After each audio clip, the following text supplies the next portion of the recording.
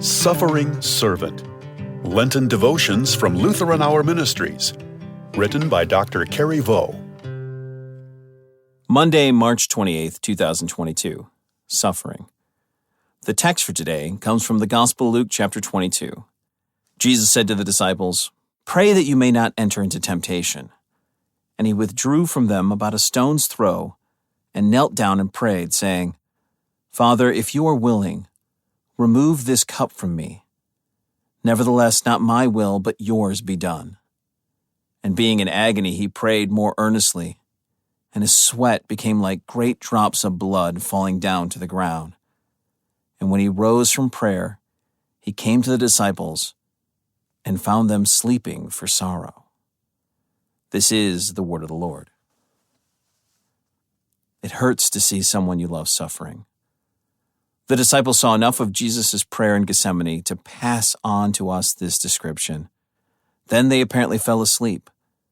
It sounds strange. How could they do that? But I've seen other people react that way. They go to sleep to shut off the suffering they cannot bear.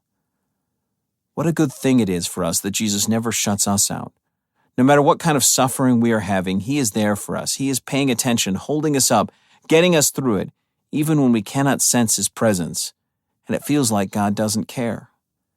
He has promised not to leave us, and He knows all too well what it feels like to be abandoned during suffering. In Gethsemane, Jesus did what any man does in great pain and grief. He brought His friends with Him, though they were of little use.